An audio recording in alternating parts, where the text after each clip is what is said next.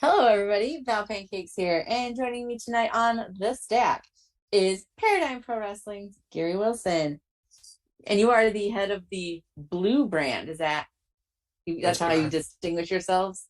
Correct. Okay, We have two kind of brands at Paradigm, the blue brand and the red brand. I am the matchmaker for the blue brand, and I co-own the company as well. and the Blue brand is kind of where the UWFI rules, British rounds, and terminal combat matches live, Correct. They're and that hardcore, anything wild or different. We try to be eccentric at the blue brand. and that helps set Paradigm apart from other wrestling companies, at least in my eyes. I don't know of anybody else that does UWFI rules. Or like British rounds and UWFI rules and then terminal combat all on the same night. We did that once. Yeah, see, it's a variety, and I Yeah. enjoy that. I try to make sure, if we're doing an IWTV broadcast, that I've got at least three rules explanation videos playing at any given time. Right. So, everybody in chat, please welcome Gary Wilson to talk to me about all kinds of good stuff. We'll start off since you brought it up, and I know that you're probably just like sick to death of explaining, but but for people that maybe have only caught Paradigm in passing or are confused, um, can you like briefly explain what UWFI rules are and how you got to them, like how you settled on that? So I'll explain the rule set first, and then I'll kind of go into the story of how it came to be. But the rule set is essentially a hybrid of mixed martial arts and professional wrestling, meaning that there's, like old school wrestling, there's going to be rope breaks, open hand strikes. But like MMA, the finish can only become via knockout or submission. There is also a point system that is actually based off of kind of a variation of boxing and amateur wrestling. And I can talk a little bit more about that. The point systems where people tend to get confused, but the easiest way to remember is that more or less the fights are going to end by knockout, which is a 10 count like in boxing, TKO, which is going to be a referee stoppage like in MMA, or tap out submission like in an MMA. Then there is a point system that kind of enforces the rule set. If you break the rules, you lose a point. If you use a rope break, you lose a point. You start with 15 points. If you run out of points by committing fouls or using rope breaks or being knocked down, you lose 3 points. If you're knocked down from strikes, um, you lose the match. But points finishes are very rare. 99% of our fights end with a finish. So like the main thing to remember is just it's a fight. So like go into it more like you would watching MMA than you would going into watching wrestling. Um, the way I got into it was growing up. How we paradigm came to UWFI rules, so to speak, is growing up. The UWFI, the Union of Wrestling Forces International in Japan, ran a series of pay-per-views that were also broadcast in America. And at the time, we had one of those cable scrambler boxes in my house where you could illegally watch whatever you wanted. So I used to watch what was called the Barker channel. I think it was channel 2, and it would show you previews of things coming up, movies coming up, fights coming up. Boxing was a big one that I was into, but it caught my eyes. These ads for the UWFI because they kept advertising it as it's real, it's real, it's real. This is not the WWF. This is real. And I'm like, all right, I got to check this out. So I started watching the product that way. I was a child and I really kind of fell in love with it. And the UWFI actually predates MMA. So at the time, people didn't really know what a real fight would look like. So when they advertised that it was real, these guys are working much stiffer.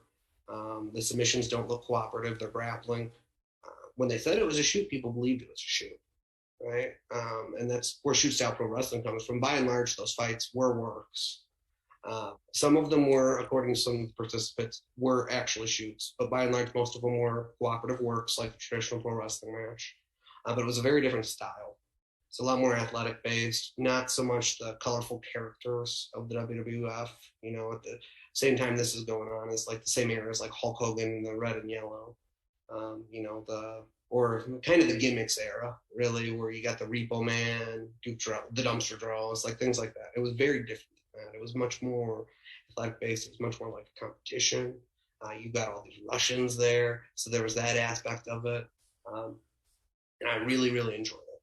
I loved it, and it was something that really made me fall in love with wrestling. I feel like whatever you grow up on is what you think of as like the best wrestling, right? So I grew up on that in WCW Nitro, and like so for me, like the UWFI pay-per-views and like early Nitro is the best wrestling there is because it's what I grew up on.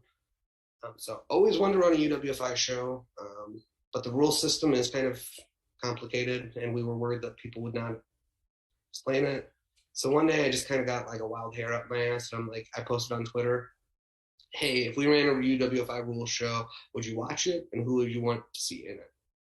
And this is honestly before anybody really knew who Paradigm was. It was before we had live streamed.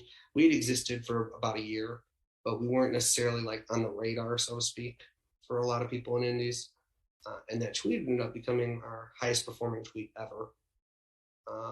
And so I'm like, oh, maybe there is interest in this. I'm like, all right, well, now I guess I got to do it. You're committed now. Yeah, so we just started putting it together. It got over very well. I'm sorry, I'm filibustering you. I'm talking a whole lot. This is for you. I'm just here to facilitate.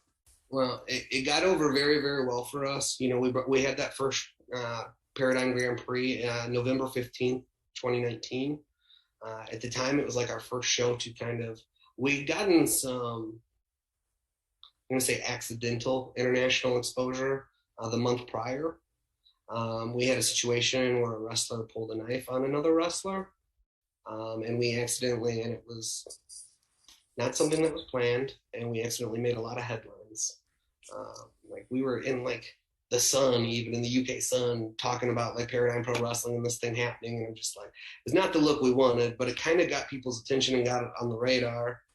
And it just so happened our next show, this was our very next show, was the Grand Prix where we were doing something kind of different. So luckily that attention that we initially got for a negative reason kind of then looked at the UWFI because people were okay with how we responded to the situation. Obviously the terrible situation that we went through with that. No publicity is bad publicity. But that tends to be kind of true in wrestling. And it turned around and it got some more attention on us. So we then do the UWFI show. And people were really into it. We had Stephen Bonner there, who's a UFC Hall of Famer. Tom Lawler became a regular for us, was not actually on that show because he had a scheduling conflict, but we had like Anthony Henry, Dominic Garrini, a lot of people that are associated with like that hard-hitting shoot style. We did an initial tournament. Lee Moriarty was there, Kelvin Tankman, Brett Isom. We had a lineup of like straight killers in that first tournament, and that show really, really got over. The main event being Matthew Justice and Stephen Bonner having an all-time classic. Stephen Bonner, a guy who main evented in front of 40,000 people in Rio de Janeiro for that UFC, comes to the Jeffersonville Arena, and that was one of our bigger crowds. So I think we had 100, maybe 150 there. So it kills it, right? Like you don't expect, I'll be honest, as a promoter, I didn't expect Stephen Bonner to do a whole lot. But then he comes in and he's just like, yeah, I'm going to go full force. It's going to be great. And he actually knocked out Matthew Justice in that match. So, it was kind of crazy, got over, people really enjoyed it. So we were like, all right, maybe we can do this again. This will be at least an annual thing for us or something. So we ran a one-off match in February of 2020 under the rule set, Flash Thompson versus Dominic Garrini. It got over again because we wanted to see if we could maybe do a UWFI rules match and a normal match on the same card, see how it would. And great. And then, of course, the pandemic happens. And IWTV re-aired the Paradigm Grand Prix as part of like this, I think they will call it May Madness, and it was like all tournament shows that they were showing because they didn't have any new content. And I was just like, you know what? Let's do it again. Let's do some more UWFI. So that brought us to our second annual Heavy Hitters tournament. And we decided to make that tournament partially UWFI rules.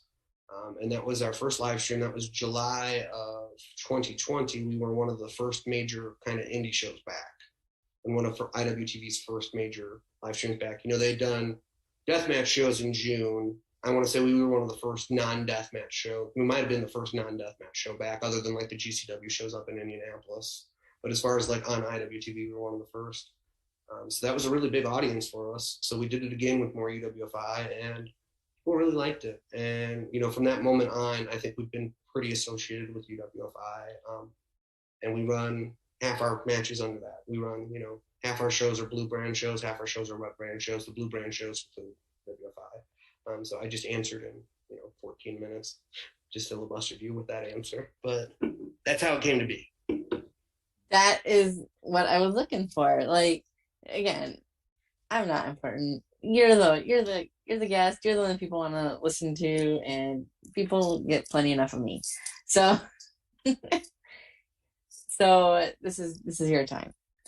So you kind of told me, how you got to UWFI and how that came about. How did you decide to create your own wrestling company, though? Like to kind of back it up before that, I guess. Sure. I've been in and out of wrestling for a number of years.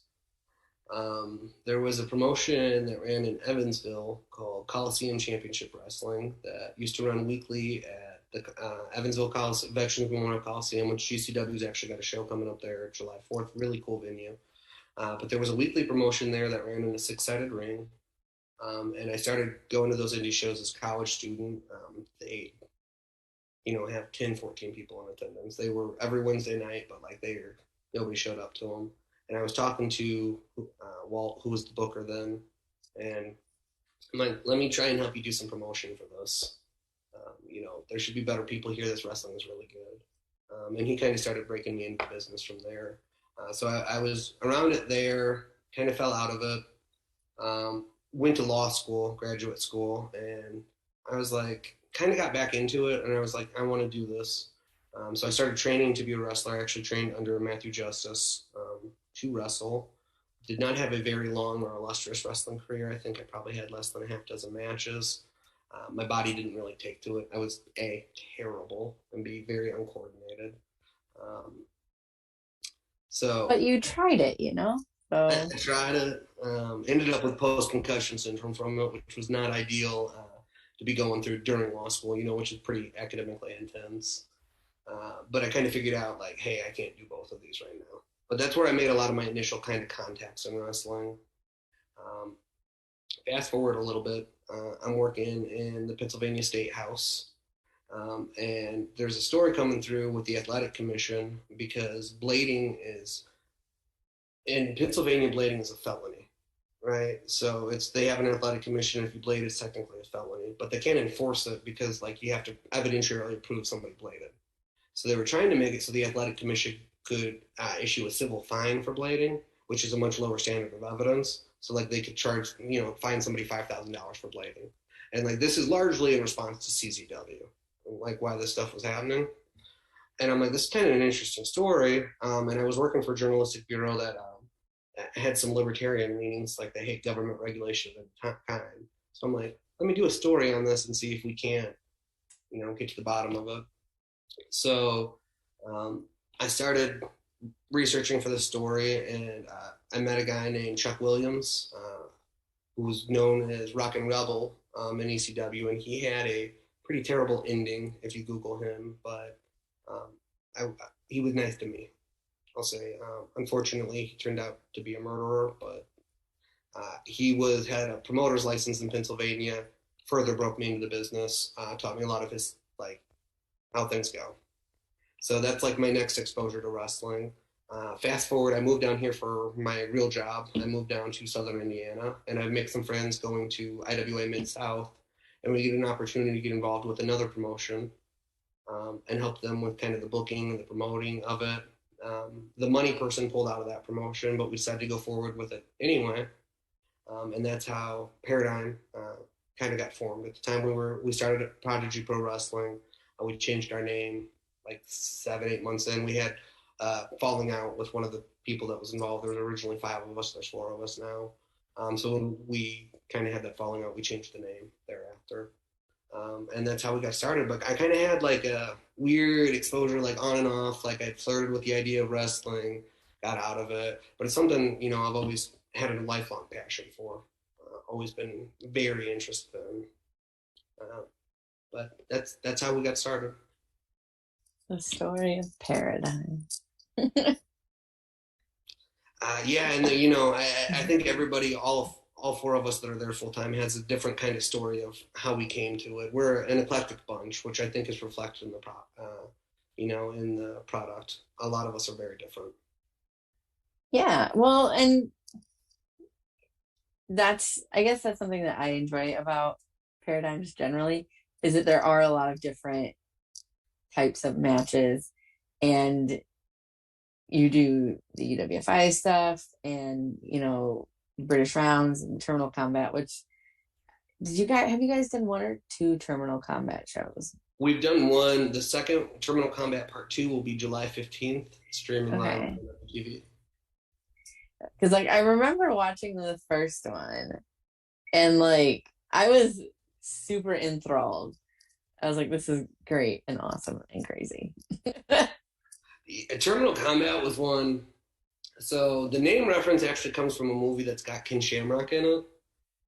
It's the movie is called Champions, although the movie should just be called Terminal Combat. The idea, this is it came out when the UFC was kind of new. The no holds barred thing was big.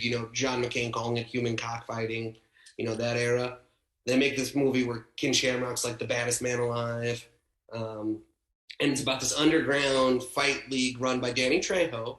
It's a great movie, by the way. You guys can find it for free on YouTube. It's called Champions. It's this underground fight league run by Danny Trejo that recruits Ken Shamrock and these other people to fight to the death in a cage. And they call it Terminal Combat is the name of their combat league. So that's where the name came from. Because that's one of my favorite 90s B movies that almost no one has heard of. We posted some trivia question where we're going to give away a prize if somebody could come up with the namesake from it, and nobody knew it. So it's a fairly obscure movie, but one I love. But the idea beyond that came because the Wrestling Observer had reported that we were going to run a UWFI rules street fight between Stephan Bonner and Tom Lawler. What actually happened was just a typo. Dave Meltzer misread the press release, which said UWFI rules super fight, which is what we call everything, right? We always call it UWFI rules super fight if it's the main event. But he put it in the Observer as UWFI rules street fight, and he's like, this doesn't make sense. You can't mix shoot style and hardcore. And I'm like, well, that's not what we were promoting, but that would actually kind of be awesome. So then we started thinking, how can we do it? And we came up with the timer idea, right? Once you've gone to no rules, you can't go back to no rules, but you can start with the rules set. So we looked to see how long our average matches ran. And our average match time at the time was 4 minutes and 24 seconds, something like that. Under EW5 rules, they're short sprints. So we decided, hey, if it goes past 5 minutes, no more rules. And this was we kind of came up with the idea during Indiana's second pandemic shutdown. November 2020, we had to shut back down because there was another resurgence. We ended up running some empty arena shows, but we were just kind of bored and brainstorming and came up with that idea. And we started promoting it.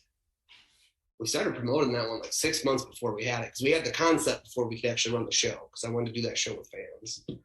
So that's how Terminal Combat came to be. And we're doing it again in July. Twitter asked for it, so the show is a headache to pull off logistically, I can tell you that. But we're going to do it at least one more time. Yeah, I'm excited. I can't wait to watch that.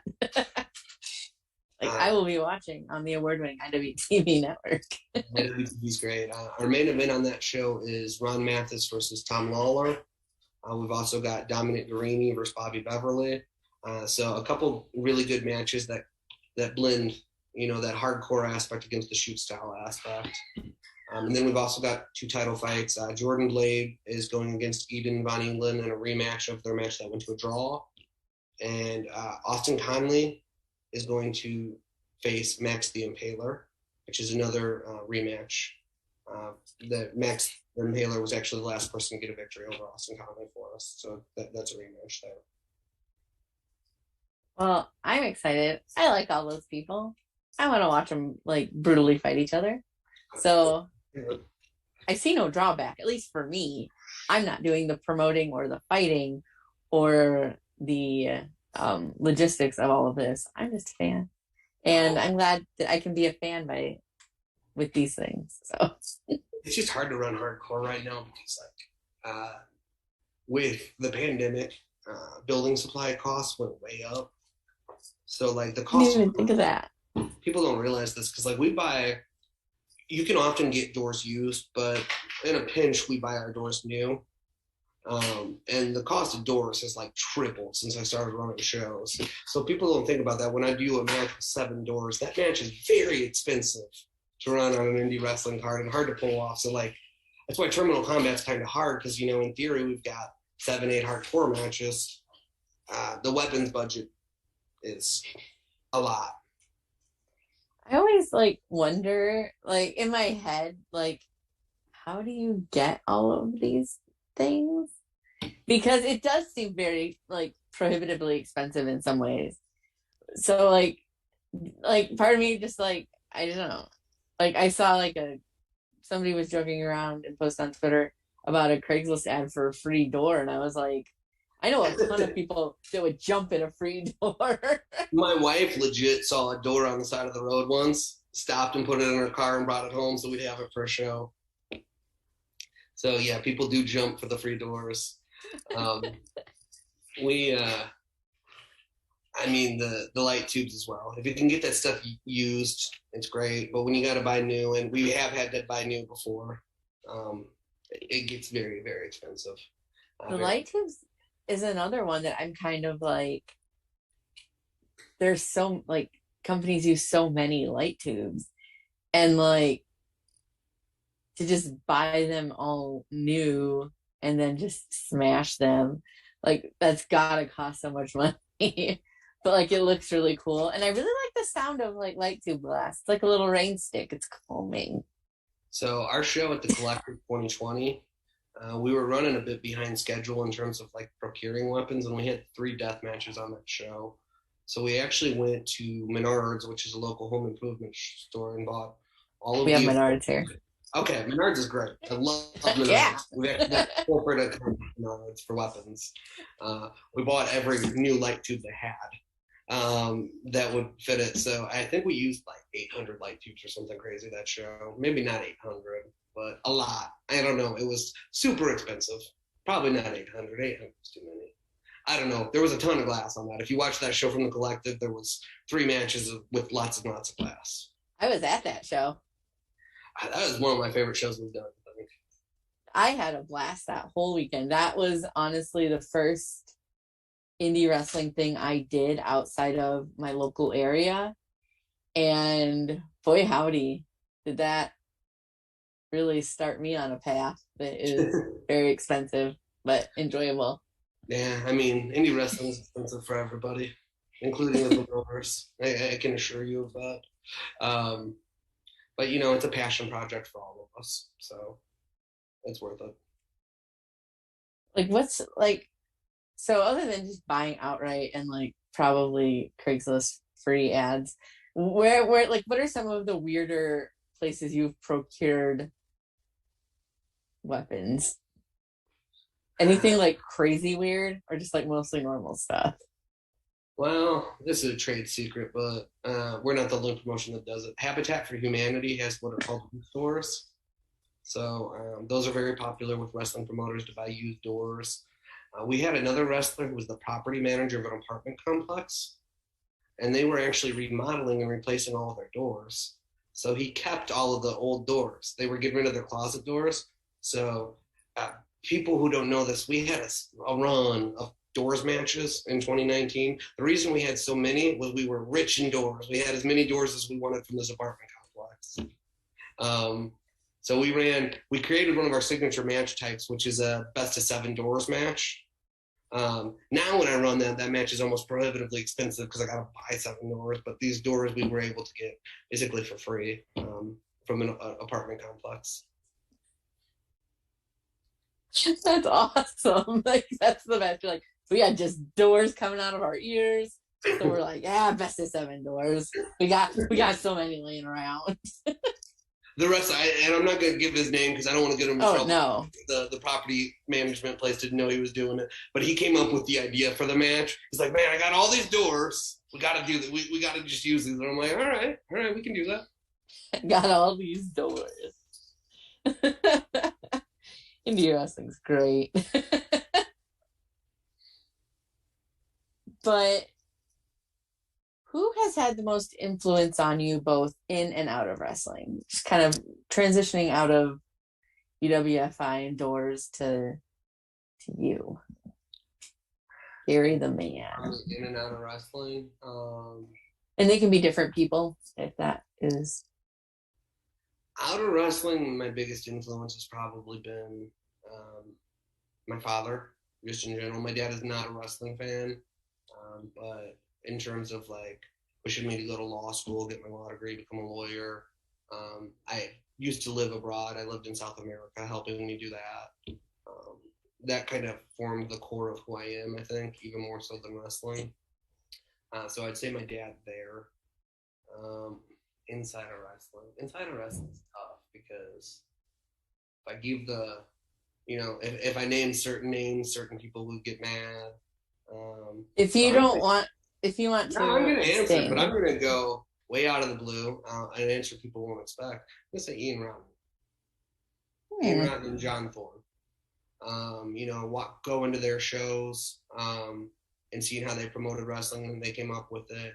I don't get along with Ian Rotten now. John and I are friends, but I don't get along with Ian just fine. But I respect his product. I respect his vision. He had, he ran some great shows, and same with John Thorne. And those were shows I used to go to and see, and they formed a lot of my opinions on what I like and introduced me to a lot of talent. You can still see the Ohio influence from AAW, I think, in Paradigm. We've got a lot of talent from Ohio there. That's a little unexpected, but just because I am very new to independent wrestling, but if it's somebody that I've heard of in presented in a specific way,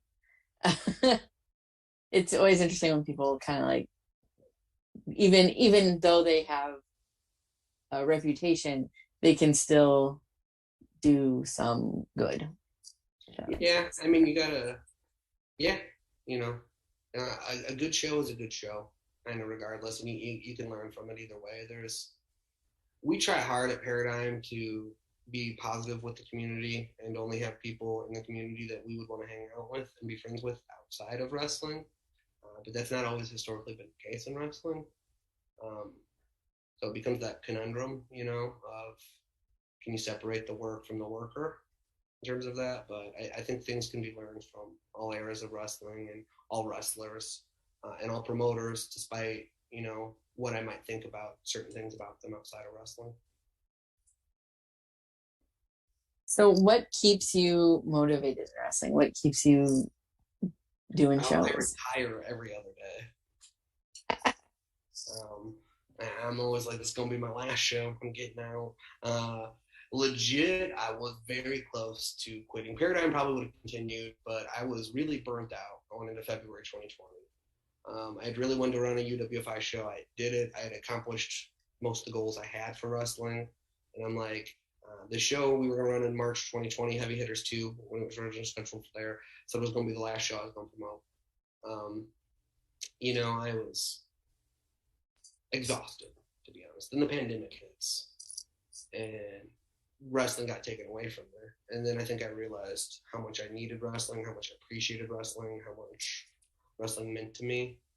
I quit drinking about 7 years ago, and I was a problematic drinker. And wrestling kind of helped fill that void of keeping me busy, keeping me out of trouble, giving me something to do. And I really kind of missed it. The pandemic happens, everything gets taken from you, and you're just like, oh man. So one of the things that kept me sane was planning Heavy Hitters too. Trying to plan around it, trying to get the venue, dealing with insurance, trying to run safely during the pandemic, things like that. It was just, I was able to kind of really focus my energies there. And that kind of reinvigorated me. And I've been running off of that for, a good 2 years. I really enjoyed our first run of empty arena shows as well. Those were a lot of fun to do. But then as I was getting tired, I started getting tired again this year, I'll be honest, which is one of the reasons why we filmed 8 episodes of Contenders, the Blue Brand did. Why we filmed 2 months of TV was to give myself a little bit of a break. Then we're coming back in July. But I needed about like 60 days to just kind of rest and catch up, because wrestling can be very tiring. But it makes me happy at the same time. I can understand that. It's a lot of work, but when the payoff is good, it's like, okay, that was all worth it. No, exactly. Like when you run a great show, okay, so it's the highest and highs and the lowest and lows. Because there's been shows I've left where I'm just like, man, the crowd didn't do what I wanted them to. The draw wasn't what I was hoping it for, and I didn't even really like the show that much. Because like I'm always able to overlook those things because our audience has been up and down. It's like indie wrestling. Like I can get past a bad audience if like I'm like, oh, I really liked that show. But sometimes you just have that trifecta when, objectively speaking, the show's actually pretty good. It got good feedback, good response. People have seemed to enjoy it, but I was not real satisfied with the show. And it's not on any of the wrestlers. Like I wasn't even mad at any specific in-ring things. I was just kind of mad at the overall show. And part of that's the writing, my perfectionism, things like that. And like, there's nothing worse than that coming out of the show. And I was just like, man, I'm fucking done. I'm done. I don't want to do this anymore. Then it turns around, we do our next show. And I'm like, oh, this is great. This is some of the most fun I've ever had. Like, why would I ever walk away from this? And it's a complete turnaround within like 45 days. And the show that really kind of brought me back was we did a UWFI taping December of last year. Season 4 was probably the most fun I've ever had at wrestling. We taped like 37 matches that night, 36 I think, which is probably what our limit should be. We did 40 with season 5. It was too many. But I thought it was fine. But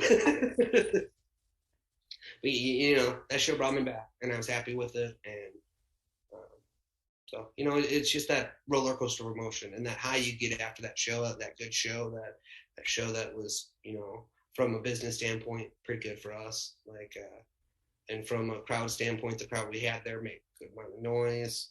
I was happy with the product, the ring. I was happy with people stepping up and how they presented themselves. There's nothing better than that. That's like it's like the best high in the world. That I can understand where that would be. It kind of like 1 month it's great, the next time it's terrible, but like always chasing that like that great. Yeah, and the great ones will feel you. I can generally get 4 or 5 months out of them. The joke I make with some of the talent and with my co-promoters is I just need to get a little manic, and then I'll plan 3 or 4 more shows. So that'll get me through the next wave when I've decided that I want to quit and want to walk away from it. I'm never going to cancel a show, so then we'll be fine. Yeah, so, you just have to have something to do. Exactly. So, that keeps it running. We were trying to do a monthly split where Paradigm was going to run twice a month, Blue Brand and Red Band, and I think that was honestly too much. So for my part, Blue Brand is probably going to run more like 8 times a year, including some longer tapings. But that seems to be about the good rhythm. I help out on Red Brand shows, and I am involved with that side too, but I don't book those shows. So there's a lot less weight on my shoulders for those shows. I'm not doing the talent relations aspect of it. I'm not writing the shows and things like that. Just trying to do all of it is too much. Yeah, I can understand where that would get to be a lot. And it's nice to be able to just work the show the day of and not have to worry about all these like 50,000 emails from 72 different people, the same talent asking you what time they have to be at the show every time, and you're like, I already told you. Like last minute cancellations too. Have been a nightmare for wrestlers lately. The taping you were at, yeah, I was all over the place. I want to say, granted, I booked like 45 wrestlers from there, so it was fine. But I want to say we had 15 cancellations for that show. 15. Like, that's more than some shows book, like, as far as people go. I had 15 cancellations. And we were literally rewriting those episodes as the show was going. I felt like an old episode of Nitro, where Bischoff was just writing the show on the fly. We were literally doing it. Because, like, wrestlers are like, oh, I got to head out. And I'm like, well, you're supposed to be in this match later. That's fine. I'll figure it out. Weber Hatfield, can you go wrestle another match, please? And things like that. But, the wrestlers that were able to be there and healthy really kind of pushed it through for us and made that, still a positive experience. I loved that taping. I came out of that really happy with those 8 episodes we got. And it ended up being good. But like that story, I won't spoil it, but there's a whole storyline. There's a whole season-long storyline that pays off on the season finale. That was all written that morning. Not even that morning. That was all written at 4:00, before the show started. So like, and we completely changed direction in our company. Like over the course of those 8 episodes, was decided at 4:00 that day. So those are long days sometimes. Long, manic, frantic days. Also, to anybody listening, make sure to watch the whole season so that you can get to the end and see what we're referring to, because I think I know what you're talking about because I was there. Sure. I'm sure you do. Fairly certain that I do. But I'm not going to tell anybody because I'm not going to spoil it. Gotta watch. I'm bad about it too because I forget, like, oh, it's a tape product. Not everybody's seen it yet. Because to me, that all that stuff happened back in April, so it's old hat. But we run into continuity problems sometimes from just taping so much in advance. We got to remember, like, okay, what can I promote right now and what can't I? What can be honestly advertised as a title match? What can't be? Some of the, it's almost like a riddle. We always call them the WCW Worldwide tapings because it was hardest during our real empty arena thing because we were taping No Hook. We did 2 seasons of No Hook. We did 3 seasons of Contenders all right together. Then we did 2 or 3 other standalone shows. And then there's continuity with all of them, but they were airing out of order. And because we were getting them done out of order, like we had sponsorships for this show and not for this one, so we could air this one here but not that one. But just trying to get that figured out to where we finally just had like a Marvel universe. Here's where you are in the timeline. So to kind of explain things, because No Hook, Jay Rose was doing the editing on that. So and it was running a little bit behind, but Contenders was ready to go. But Contenders technically took place after No Hook, so it was I don't know. It was kind of fun though. It was kind of fun, in a puzzle sort of can you keep this continuity straight? And then people are writing some blogs or on Twitter trying to figure everything out, and they're making some good points. And I'm like, man, I didn't even think about that, but that does make sense. But they're like, oh, look at this brilliant writing that they built this up over the thing. We did not. That was total luck. But I'm glad you thought that we had that much foresight.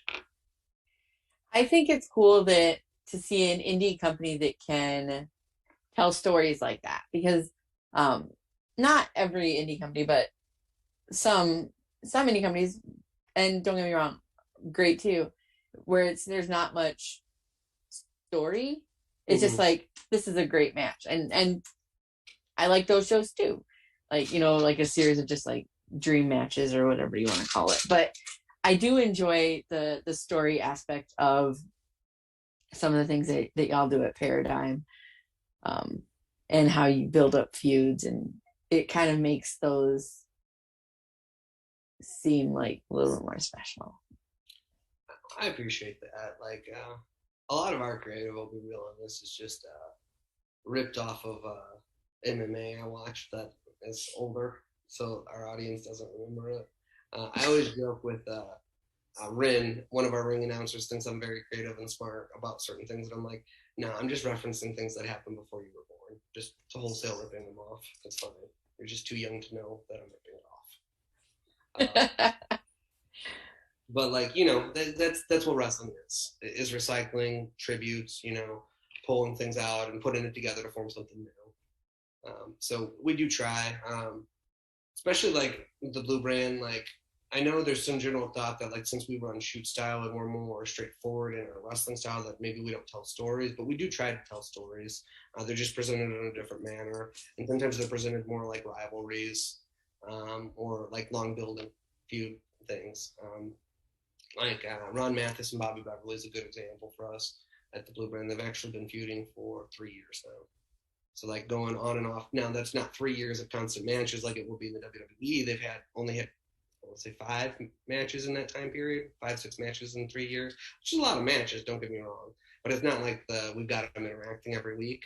But the core nucleus of it is these two guys are pretty similar to each other, but they hate each other, and and they're going to probably fight for all of mankind. That's probably our Flair Steamboat of it.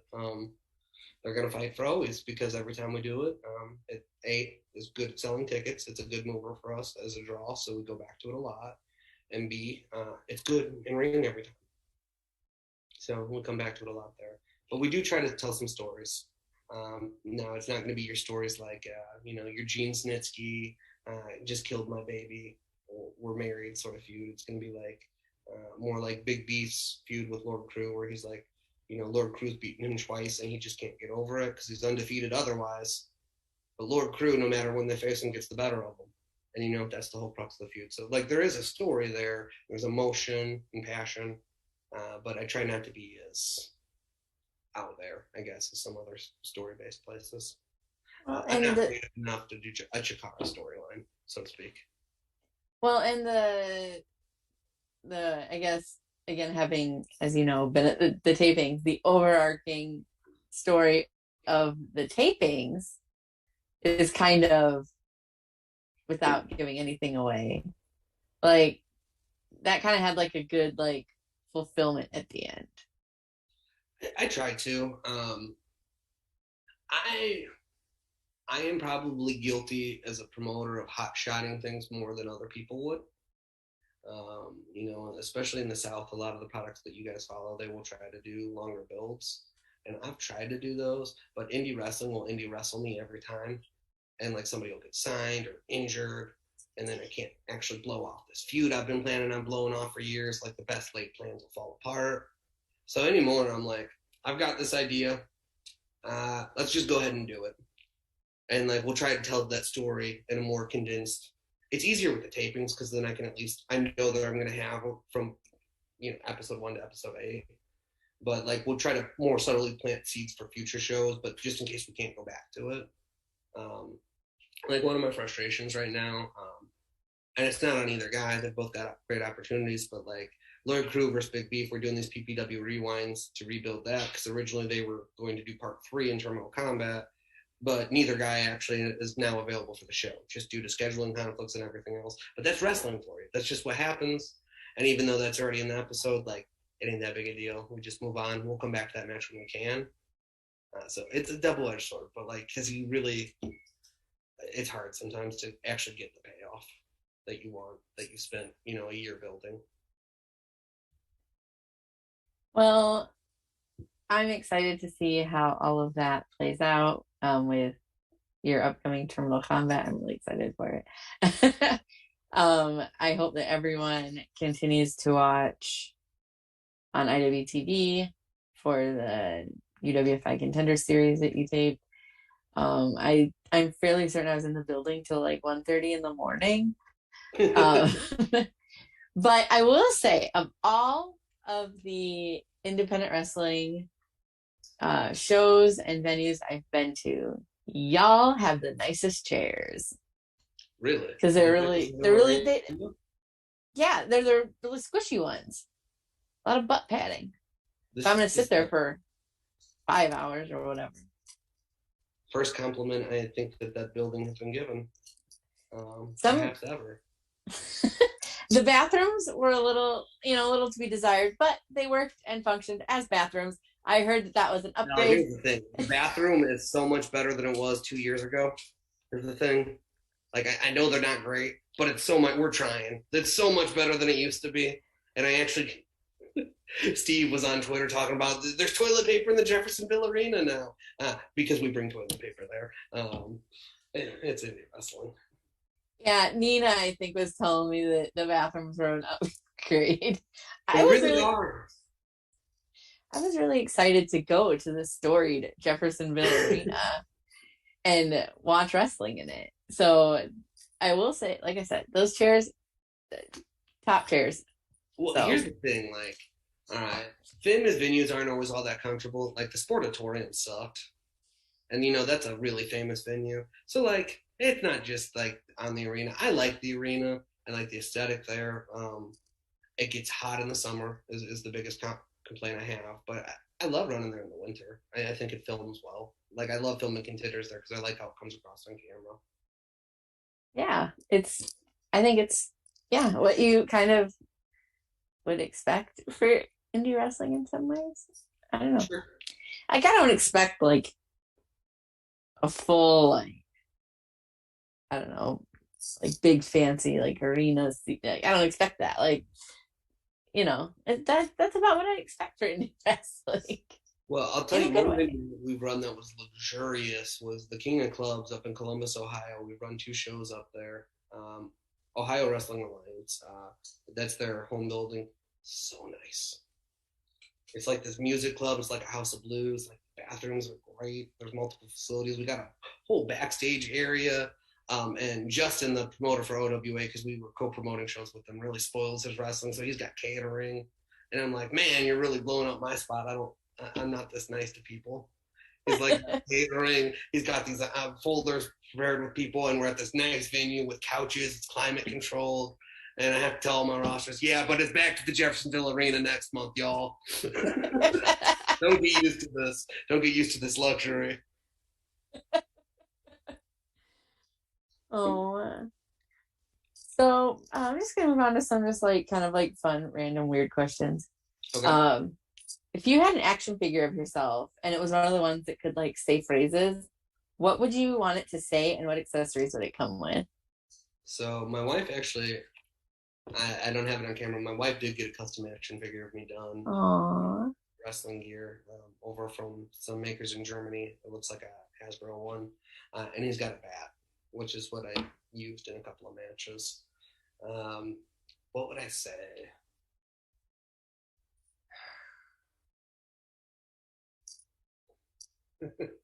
I guess without being,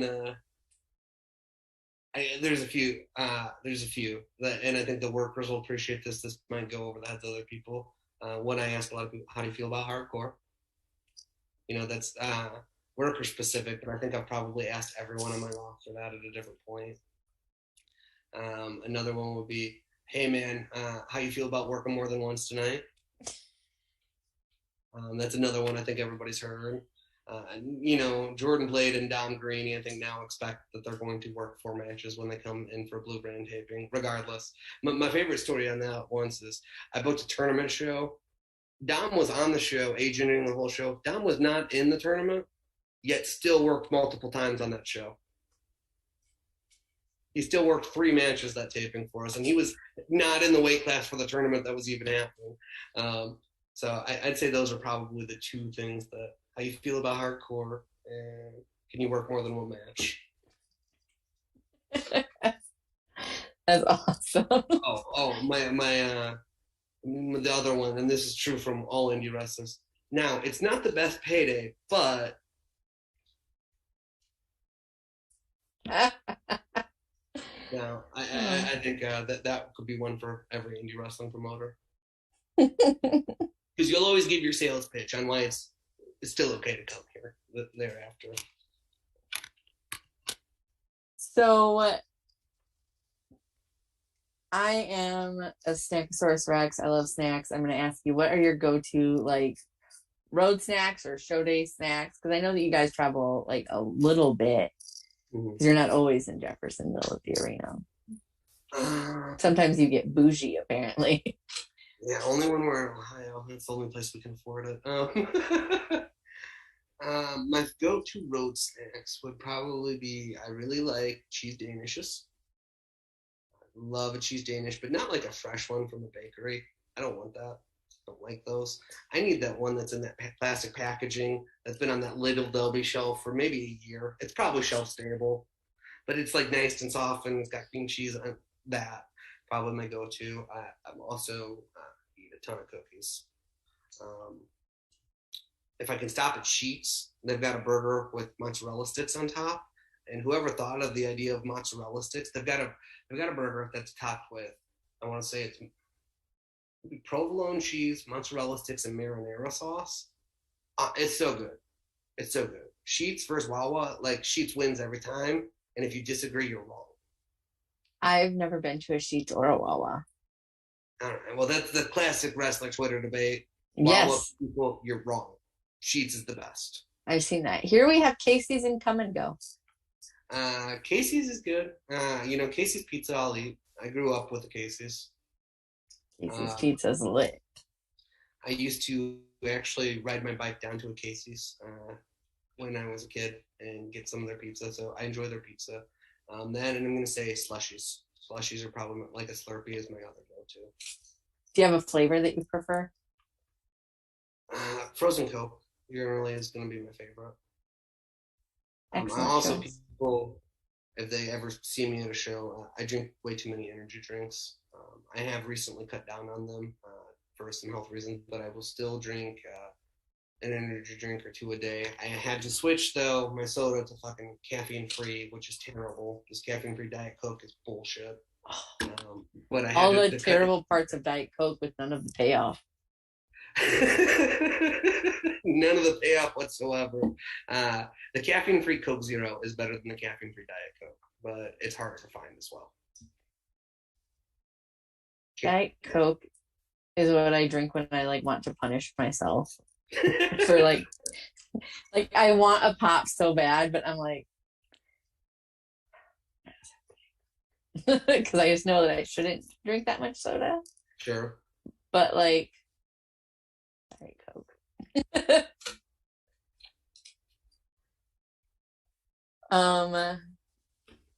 Do you have any pre-show rituals?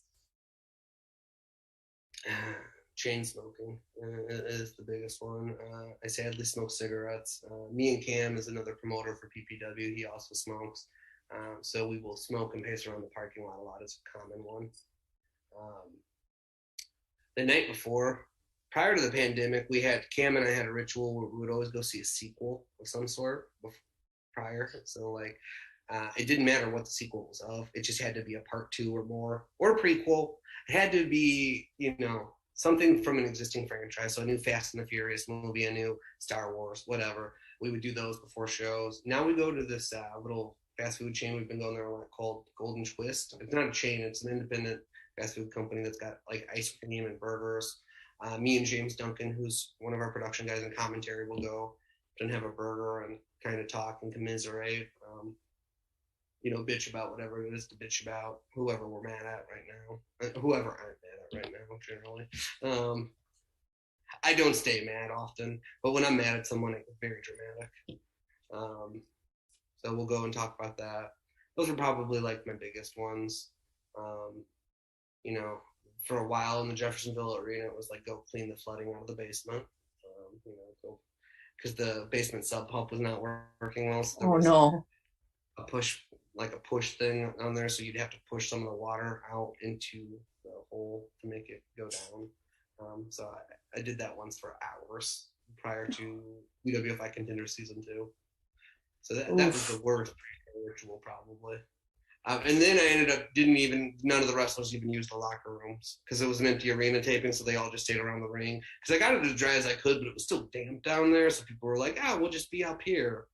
And it's I hope I don't get canceled because this is supposed to be an empty arena taping, and it doesn't look empty because you all are ringside, but they did have out masks and everything. It was just the wrestlers that were on the show. Well, I mean, it turned out okay. Yeah, it worked out fine. Those shows were a lot of fun. So we've talked a lot about your, the shows that you've done, but do you have any really horrible, either really funny or just everything went wrong show stories? Yeah. Like I feel Everything goes wrong every show. Um, um, like that's the biggest like one that you remember that you're like never again, or probably okay. So for our show at the Collective, right, Matthew Justice really wanted to do a Clockwork Orange House of Fun match, and like I have a hard time saying no to Matt, so I finally said yes. But where he got me was he's like, we got to get this kennel fence, and it was expensive. He's like, I need 2 panels of it. He's like, I'm only gonna break 1 panel so you can return the other one after the show, which is something that indie promoters definitely do. He broke both yes of they them do. within like the first minute of the match, and it's like, well, that one's not going back to Menards. Um, so we will not be doing any more Clockwork Houses of Fun matches because that was very, very expensive. Um, but in terms of everything going wrong, oh, one time Reed Bentley broke a ceiling fan too at the American Legion, and I start shouting at him like, "Why'd you break a ceiling fan?" And like this is on camera. He's like, "Why would you book this match in this building?" And I'm like, "That's a fair point." And then luckily we go to intermission, but like you can't really hear us on the stream because I watched afterwards, but the front row crowd definitely got this like is happening like right after. And I'm like, that's a fair point, Reed. Why would I book this in this building? Um, because I think it was him or Murdoch like broke a ceiling fan. Justice used to break things, I think, just to mess with my head and then throw them at me. So like stuff like that because we tried our hard. Shug D broke a pillar at our anniversary show. Shug D versus Myron Reed, a match you wouldn't think would be like. Yeah, that's not like hardcore guys or like deathmatch guys. No, it's like we've got a 5-way death match on that same show. They didn't break a pillar. Shug D and Myron Reed broke that pillar though. And that's another one on the stream. You can just see it because he does 2 spots into the pillar, and I'm just on camera. Shug, get off the pillar! Because I'm like worried about losing this building because that's a thing that promoters have to deal with. The American Legion was totally chill. It was we did have to pay to replace that pillar, but it was I don't know that it was the same pillar, but when Unsanctioned ran that building, they also broke a pillar. But like what freaks me out for people that haven't been in the American Legion, there's these 4 pillars. They're load bearing pillars, right? So stay off these pillars. There's this cheap.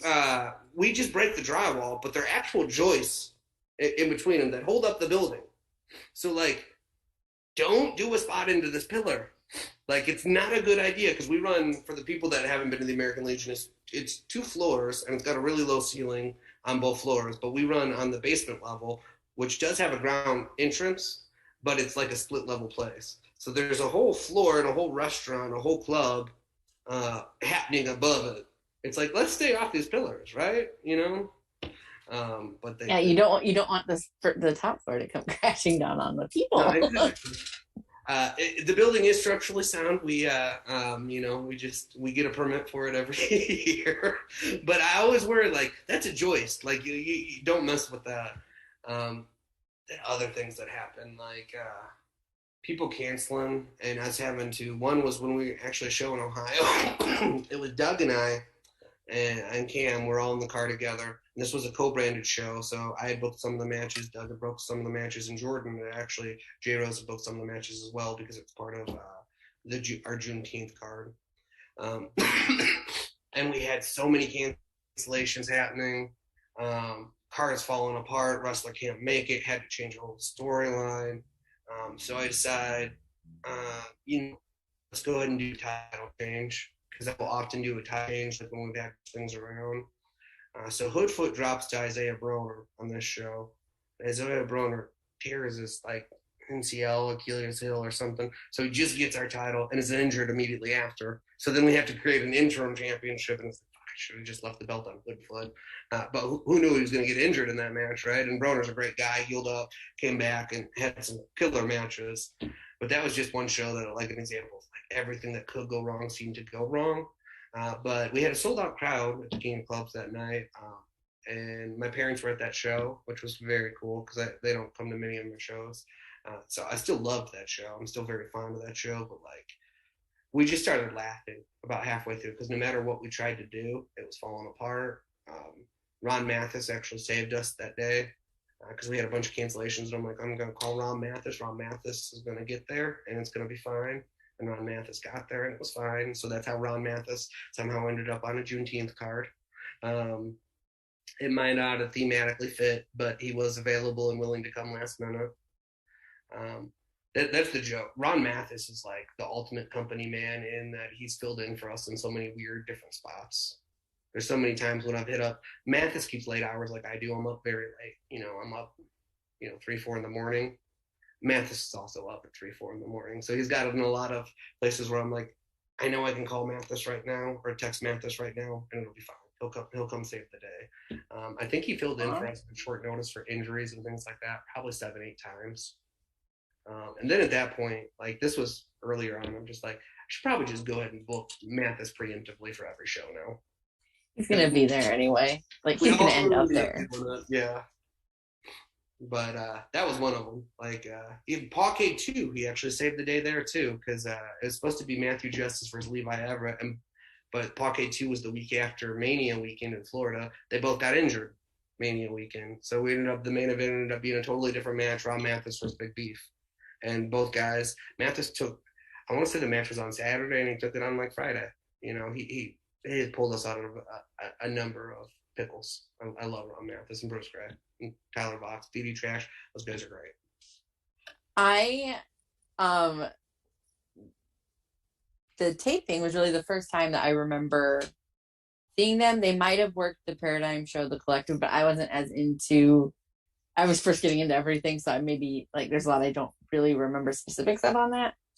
But DD Trash at the tapings that I went to, fantastic. Like I kind of liked them before. I really like them now. They're great, and Mathis can literally do anything. Like I run a shoot style promotion, and the fact that like I called Ron and he's like, I had an injury. It was him filling in on an injury for Contender Season 1. I'm like, you want to work shoot style? He's like, I don't have that background at all, but yes, I do. I'll figure it out. And like that's just his attitude towards everything, and he does figure it out, and ends up being really good. He's really entertaining. Him and Bruce are, two of, for my money, the best entertainers in wrestling, and they're both really good in ring too, really underrated in ring. Mathis is a great talent. So is Bruce, for that matter. But like of like the people, if I had to, if you're gonna tell me who's the most underrated people on the Indies, it's DD Trash. DD Trash is gonna be my answer 100% of the time.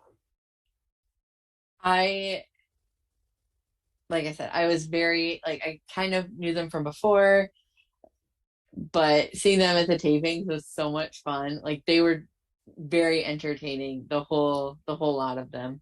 And it's cool that Ron can kind of work everything.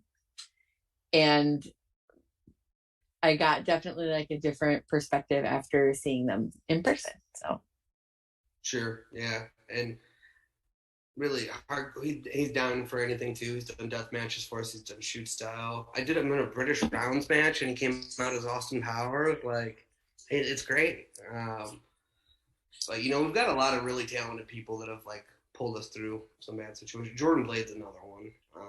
One of the shows you asked me if was gone wrong. PPW Grand Prix 3 in March, or Grand Prix 4. It was Grand Prix 4.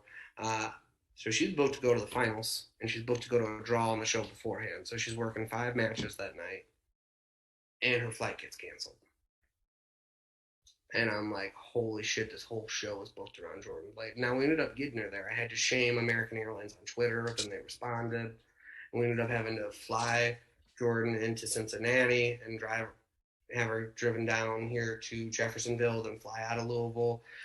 But that was such a disaster. She literally like went from the car into the ring almost against Eden. Like it was that time pressed to do it. And then she went on and worked her 5 matches that night, which is insane. The fact that somebody worked 5 matches directly after hours of travel delays, immediately getting off the plane and killed it in all of them. We've got the wrestlers are kind of what makes this all worthwhile. When we get to have a moment like that where it's like, despite everything, like this was still pretty awesome. I love Jordan Blade. I love watching her just kick ass. So I will watch any and all of Jordan Blade matches. Thoroughly enjoy her work. So moving on to just some more kind of like fun, lighthearted, not so stressful, maybe questions. Um, do you have any hidden talents?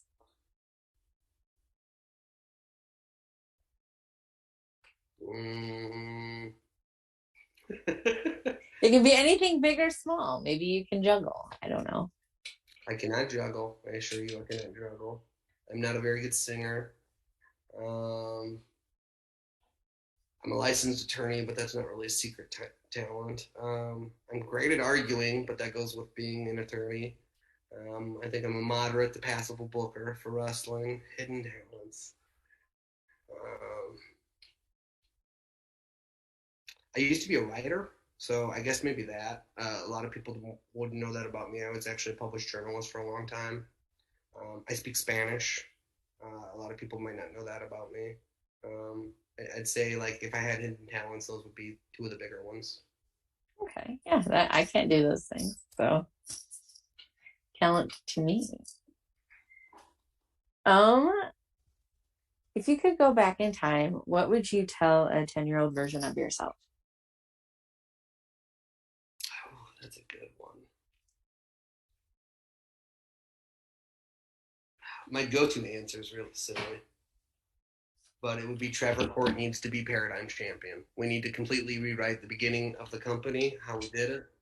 I would rewrite it so he won the initial title tournament. It was our initial champion, and we built to it. The other one would probably be I'm gonna make this wrestling related because I can't think of it in personal life things. Other things, if I could go back and change, Matthew Justice should have won our title at some point when he was here during like the height of his run. It's something that I would go back and change that. Outside of wrestling, what would I change? I don't know that I'd necessarily change anything. My life has been kind of a roller coaster, but like I've got to do a lot of cool things. I got to live in South America for a while. I got to live in Europe for a while. I run a wrestling company. I'm happily married. We get to travel a lot. Like my life's pretty cool. Like I like my life a lot, so I don't know that there's necessarily anything I'd change. There's plenty of things I'd change wrestling booking wise, though. Looking back. Your child will be like, I don't understand this now. And you're like, but you will. I guess one thing. My mom passed away in October, and my mom and I were not close. I was raised by my dad and my stepmom. So if I could go back, my mom and I were close for times, but we had some political disagreements. I'm far more left of center than she was. Maybe talking to her a bit more. We did get close again right before she passed, but maybe talking to her more. I guess if I had to change one thing, that. Okay. What is the biggest animal that you could take in a fight with just your hands? Oh, maybe a And chihuahua. I can't fight. Like I used to be able to handle myself, but I'm out of shape. I'm gonna make it about 15 feet. If I have to run anywhere. Um, I got like 3 punches before I'm totally blown up. Um, and so because my rule of thumb with dogs is I would never have a dog unless I was confident if push came to shove I could kick its ass. Because my dad's first wife, my sister's mother, they had I want to say it was a Rottweiler, and they had it for years. And it was fine. One day it turned on her and put her in the hospital. You never know with dogs, like, right? It just yeah, snapped. This is a dog, that they had photos when the dog was a puppy with the babies. Like, it was the nicest dog in the world until one day it wasn't. So, like, my rule of thumb is, like, if I'm going to have a dog, I need to be sure that I can take it in a fight. But right now, my confidence would just be a Chihuahua, I suppose, which are my favorite kind of dogs. Anyway, they're great. I used to have one. Love Chihuahuas. sure. So, how do you take your pancakes? Like, are you just what do you use for toppings? What kind of pancakes do you like? Like, I had some chocolate chip pancakes this weekend, actually. I do enjoy chocolate chip pancakes. Um, I'd say pancakes aren't my favorite, though. Don't get mad. I prefer French toast. okay, at least you didn't say waffles. Oh no, waffles are trash. I love Waffle Thank House. you. I love Waffle House, but waffles are trash. Waffles are trash. I go to Waffle House because I love the hash browns. But French toast. Same. So I get the Philly steak hash brown bowl from Waffle House. It's my favorite. Well, That's like I my just get favorite post-show ritual. on the off chance that I'm near a Waffle House. The closest one to me is like 2.5 hours away. On the off chance I'm near a Waffle House, it's always just hash browns and bacon for Val. Hash browns and bacon. That's a simple order.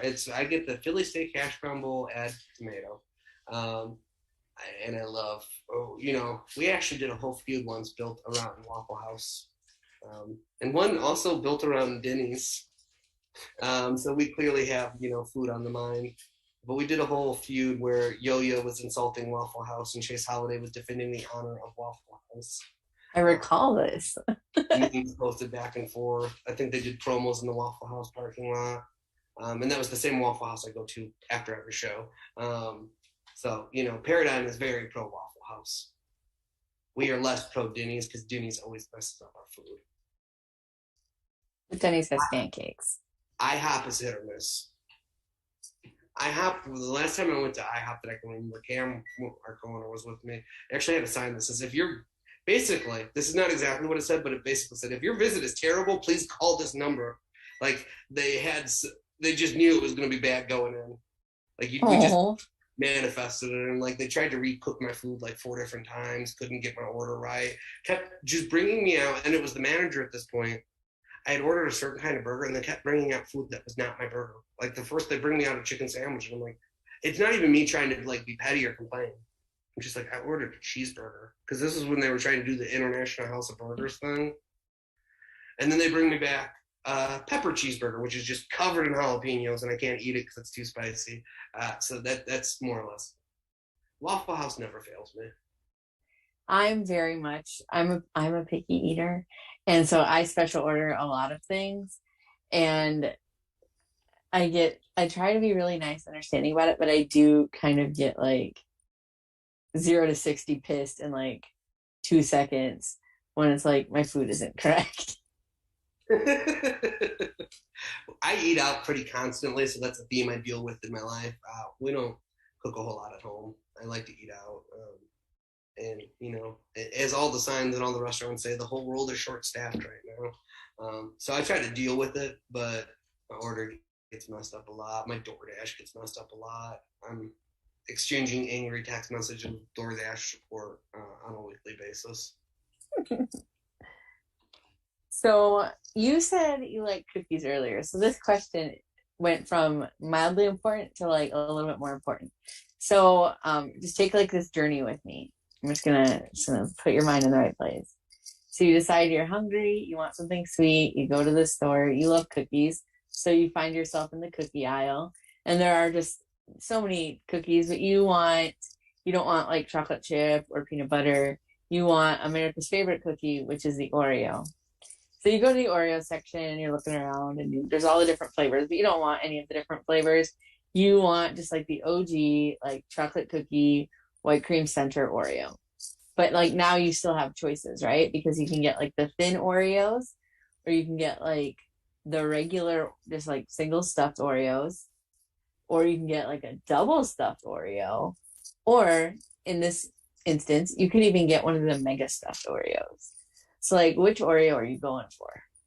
Okay, so they've got one bigger than the mega stuffed Oreo now called the Most Stuff, and it actually just comes.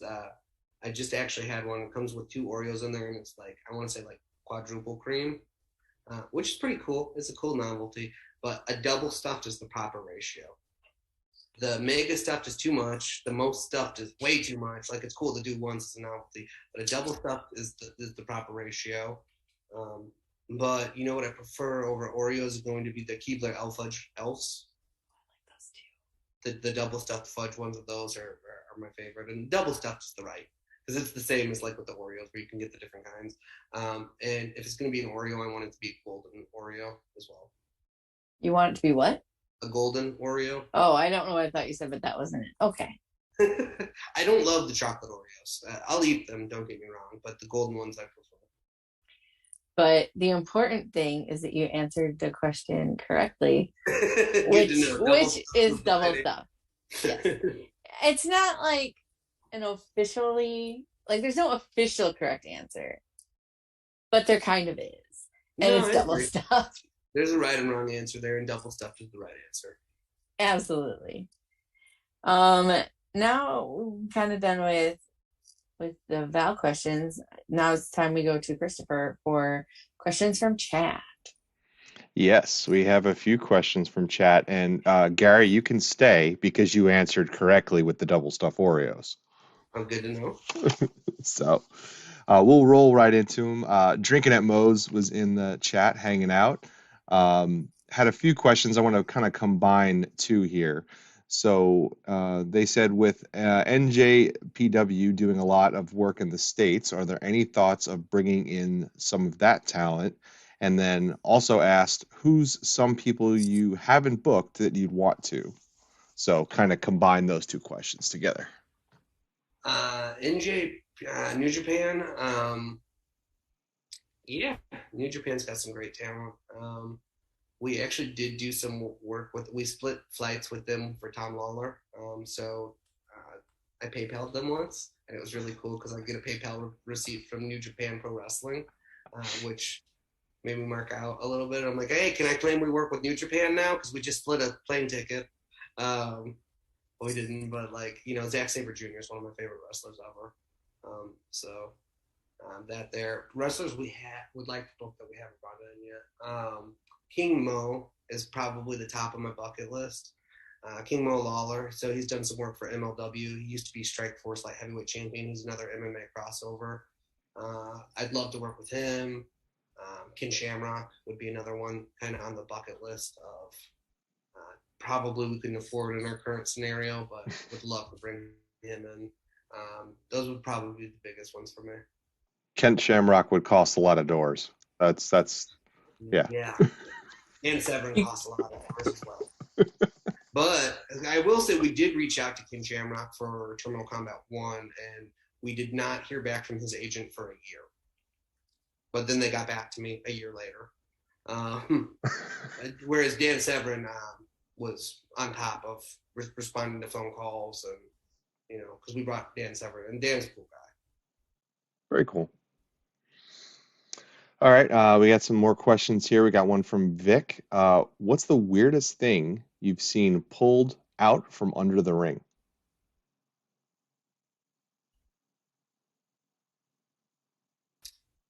So, okay, weirdest, scariest thing I'm going to go with, and Don Greeny will collaborate this for me. We did a street fight between Ron Mathis and John Wayne Murdoch, and they pulled out tiki torches. And these are dollar store tiki torches that have these metal candle holders on top. And the issue with them was when they would hit each other with them, the candle holders would just fly off into the crowd. And one just whizzed by Dom's face. Oh, jeez. And Dom was like, my life just flashed before my eyes. That or Matthew Justice and Bradley Prescott, our first heavy hitters tournament, they were using full cases of natural light as weapons. And just a full case ended up in the crowd because they deflected one of them. And it's just raining beers on our audience. And I'm like, oh my God, the liability of this is just so much. It's just so much. Luckily, the fans were cool with it. Another Matthew Justice match, he throws a trash can lid into the crowd and it hits this child in Ohio. And I'm like, oh no. So those would probably be the biggest ones. The beer I could see the crowd being okay with. The child getting hit with the trash can lid, yeah, that might be. Yeah, the It's beer nobody Ohio. complained Maybe about. that happens. But what was funny with the kid, because the kid's very upset about it, Matt's trying to make him okay, and the dad's like, he needs to stop crying and get over it. It didn't hit him that hard. I'm like, it's kid, and I'm just like, I don't know what to do right now. I guess I'm on the dad's side because I don't want to get sued.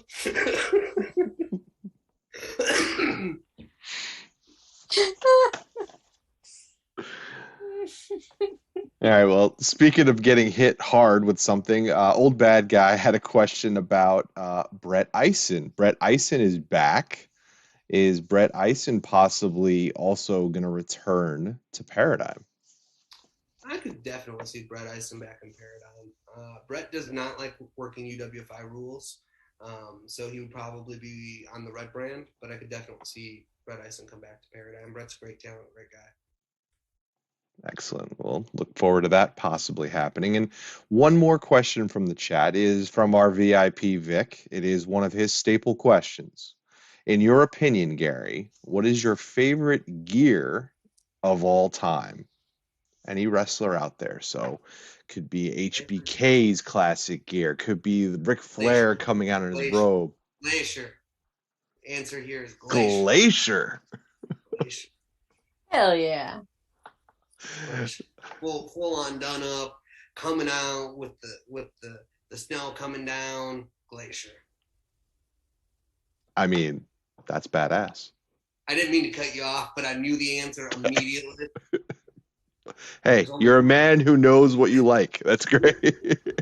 I love Mortal Kombat, so Glacier was great. Mortis would probably be my second favorite. Yes, Mortis was a good one too. You did say you were a WCW guy, so it's all makes sense. That's the golden era. Raven, I always enjoyed Raven's stuff as well. Just that grunge look. Probably closer to how I dress in real life. So very cool. Love well, that was questions from chat. Thank you everybody for the questions. Gary, thanks for answering them. Val, it's back to you. Hell yeah. Well, now is the time where you tell us all about your upcoming shows and what is in the works with Paradigm. Okay, cool. Let me pull up your calendar. Yeah. Look at some posters. So tonight we have a premiere on IWTV. We've got episode 6 of UWFI Contenders premiering. It's main evented by Dominic Guarini versus the locksmith Brandon Williams. We've also got Jake Bravado, who I think is one of the top prospects right now for Paradigm, against Derek Neal, who always hits real hard. Steve Pena versus Austin Conley. That's going to be another great one. Weber Hatfield filling in on short notice against Dustin Leonard. And then the Von Englands, Eden and Sid, taking on Arthur MacArthur and Casey Carrington IV of the AIW Academy. So that premieres tonight at 10, just about 35 minutes away. We've got a show on Friday, a Red Brand show. Let me look up the details of that real quick so I can keep things straight. And that's called Sound the Horns. It's this Friday at the Jeffersonville Arena, so just 2 days away. That's going to be main evented by a triple threat match for the number 1 contendership to the Paradigm title between Myron Reed, Chase Holiday, and Merrick Donovan. We've also got a great Indiana versus Tennessee match on there with Zay Washington versus Cole Radrick. Shooters Don't Die are defending the tag titles against the Shot Callers. We've got a hospital with Ron Bass Jr. versus Juicy Jimmy.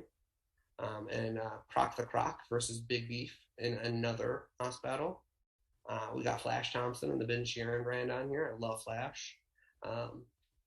What's so funny about Flash is that like Flash could fuck up most people in wrestling, no problem. And like he has the funniest gimmick ever. But like Flash is legit. He did this hot chick challenge, right? And totally no sold it. He had no issues whatsoever with it. Just like eats it. Doug got it on camera, even to prove like, dude is tough and crazy. So we love Flash. So that's this Friday. And the next Blue Brand show, the next show for me is going to be July 15th. And that's going to be at the American Legion in Sellersburg, Indiana. That show is Terminal Combat Part 2. That will stream live on IWTV. We've got a great card there. Austin Conley versus Max the Impaler. Eden Von England versus Jordan Blade. Dominic Guarini versus Bobby Beverly. Ron Mathis versus Tom Lawler. We've also got Jake Bravado, the swinger Ryan Clark. Max Zero versus Josh Crane. That's a really good card. And then we've got our anniversary show is coming up. We're actually going to debut in New Jersey at the H2O Wrestling Center. That's going to be main evented by a ultra-violent Iron Man match between Ron Mathis and Bobby Beverly, 60 minutes. We're also going to have a full UWFI rules card on that. Then I've got some other things cooking that aren't official yet, but there will be another Heavy Hitters tournament. Will be our 4th one. We're targeting debuting somewhere in northern Indiana. Within the next year would be nice. And Paradigm, we're always looking to grow the brand. So I'll just say as an open plug, any promoter out there that you want to face off under UWFI rules, we want to come to you. Grandstand challenge. Action wrestling, we'll come fuck you guys up. TWE, we'll come fuck you guys up. Any promotion that wants to face off in UWFI rules, love to do it. And I say we'll come fuck you guys up with the most respect. I don't want any heat. I love y'all.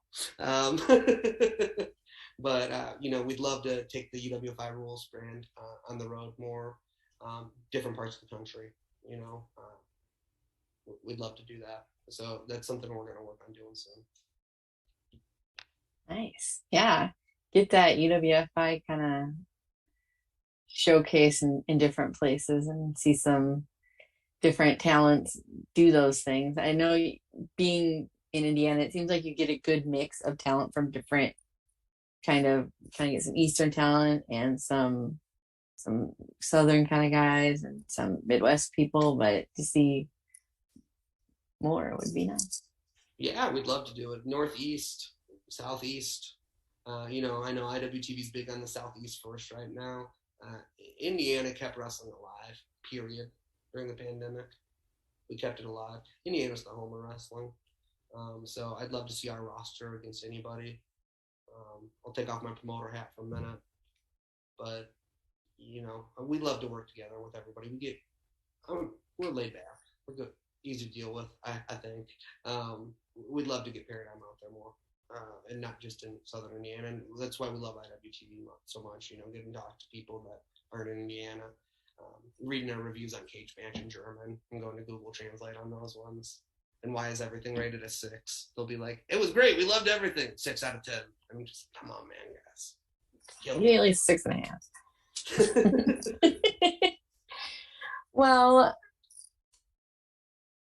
thank you so much for hanging out with me tonight. I appreciate you taking the time to chit chat with me about all of the goings on with Paradigm.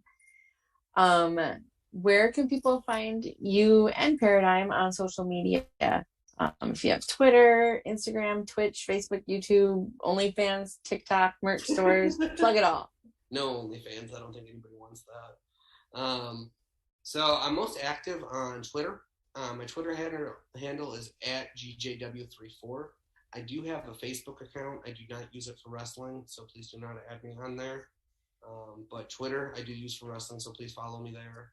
Facebook's really just for my family for the most part, and for Messenger for people that don't have Twitter. But follow me on Twitter. Paradigm, you can find at paradigmprowrestling.com. You should go stream our stuff on IWTV. We've got almost 100 shows on there. Our Terminal Combat in July will actually be our 100th show, which is wild to think about. We're a promotion that wasn't supposed to make it past 4, and then 4 shows, and that's going to be our 100th show. So that's where you can follow us most easily. Come out to a show, buy some tickets. We are always available with Mac sponsorships and Russell sponsorships. If I could just touch on that, we always appreciate those sponsorships because we would not be in business without them, if we're being very honest. That's kind of one of our lifeblood, and it allows us to do some creative things and treat the wrestling better than we could otherwise. Yes, sponsor the Paradigm shows, like some people sponsor Paradigm we love shows. it. We love the staff. We love Bald Monkeys. We always appreciate that stuff. Brian Ben's another one that has been very good to us. And part of that is just to be real honest, we're in a wrestling saturated area. If we were just relying on the door, you wouldn't be the caliber of shows that people want from us or want from Paradigm. We don't take $1 from Paradigm. I've never taken $1 out of the account. Any money we make, any show that's profitable, like the Collective was a profitable show for us, went into funding empty arena shows. So every dollar we make goes back into the company. It's very much a for us, by us. That's FUBU. I didn't mean to steal their thunder. But it's very much like we love trying to give a showcase for underrepresented wrestlers, give that spotlight to GLBT talent that might not otherwise, some underrepresented minority talent. We love having that open doors, and the sponsorships really help us do that. We don't have to rely on the gate. We can really should just showcase the best of the best. And that's why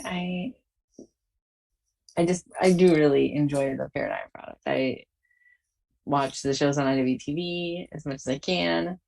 Like I said, going to the taping was fantastic. I had a blast.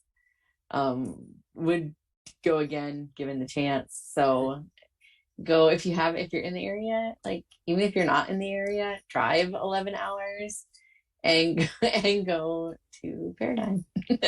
Please do. We actually had somebody fly in for our last UWFI taping. The creeps had to drive him back to the airport because he couldn't get an Uber from the Jeffersonville Arena.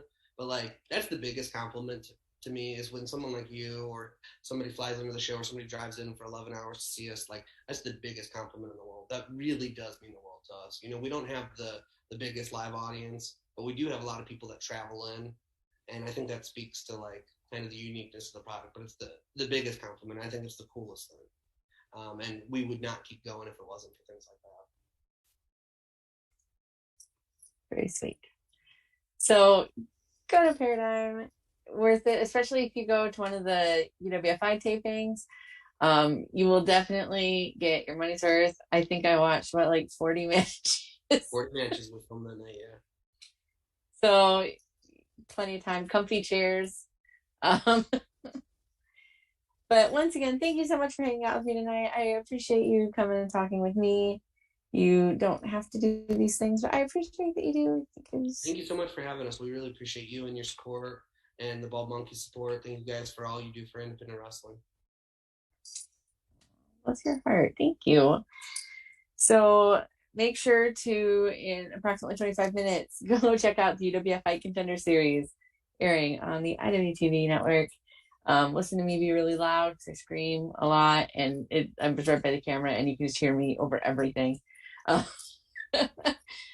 once again, thank you so much, Gary. Thank you, everybody in chat, and be sure to join us next week when I talk with the multi-talented Brandon Hamilton. So thank you, everybody, and thank you again, Gary.